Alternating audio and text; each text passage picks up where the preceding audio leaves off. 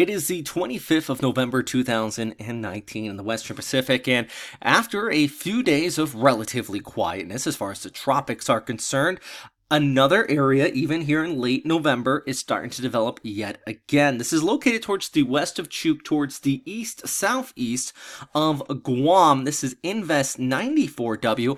Also actually been upgraded to a tropical depression, making this at 2412 UTC from the Japan Meteorological Agency. So technically, you can call this a tropical depression at this point. It still is getting a little organized. Moisture readily available into the storm system and the lack of vertical wind shear, I do anticipate to continue to develop. Now, where exactly will it go? That is up for debate, and also the intensity of this storm system. But I do think we actually could develop at least a named storm, maybe stronger, on our hands as we go ahead through this upcoming week. Or in any case, we jump to any conclusion, I do want to what I'm seeing here in the forecast. Right now, though, the overall background flow does continue to show the Westpac High dominating, with a branch of the Westpac High jetting off towards the west here. This is going to keep this system from really churning towards the north at any point as we go ahead over at least the next 96 to upwards of 100 hours out.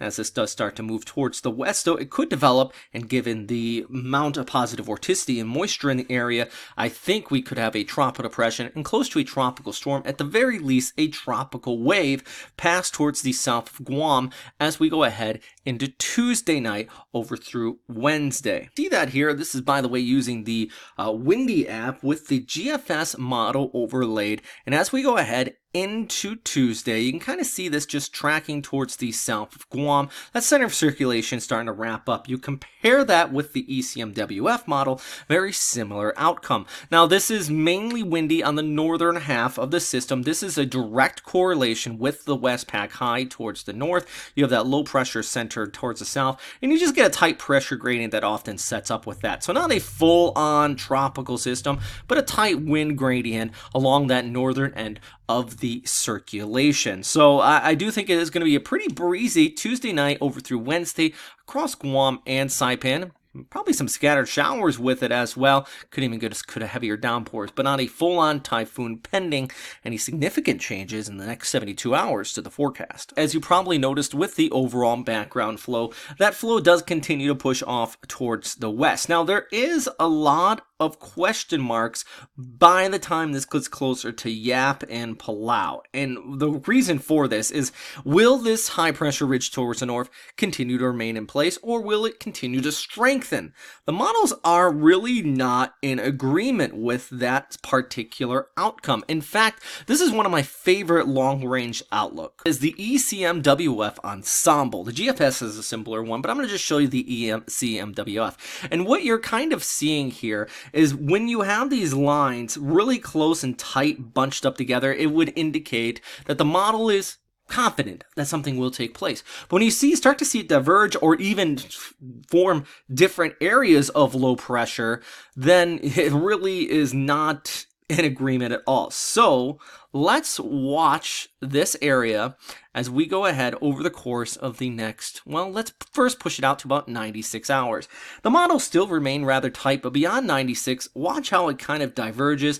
Things start to form different lows at different spots. Some push towards the north, off towards, I mean, look at that. That is confidence, and a very weak confidence by the time we get out to about 210 hours with this system either stretching towards the east and getting recurved or pulling eventually towards the Philippines. But one thing the ECMWF is pretty much agreeing on is somewhere in the Philippine Sea as we go ahead over the course of the next 100, 200 hours. So by next weekend, we could be seeing a storm system, a typhoon, if you will.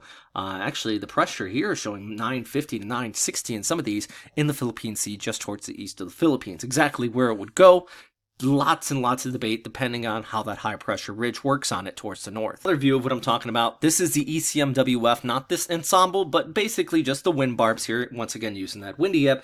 And then we change it over to the GFS. Both of these models do agree that something could take place. Now, don't look at this and think, oh my God, no, don't do that just yet, because what you're seeing here is next Tuesday. We're over a week out, and like I said, there are so many question marks in place that this particular outcome, albeit possible, is not anything that I would be worried about just yet, but definitely, maybe not worried. I would definitely keep an eye on it, but I wouldn't start evacuating or anything at this point. Of course, though, eyes posted on this storm system over the course of the upcoming week. I mean, as soon as it develops, we're going to have a much better idea. And with this low pressure center continuing to organize, I think that basically everybody in this area needs to continue to keep a very close eye on it for the possibility of a typhoon or something. I mean, we saw what happened with the last storm system. I think it's going to be taking a similar track,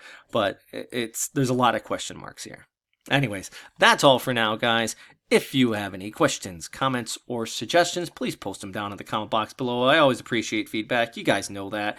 Yeah, and anything else, just let me know. Let me know how your day is. Share some photos of your local weather. All that good stuff. Yeah. All right. Anyways, talk to you guys later.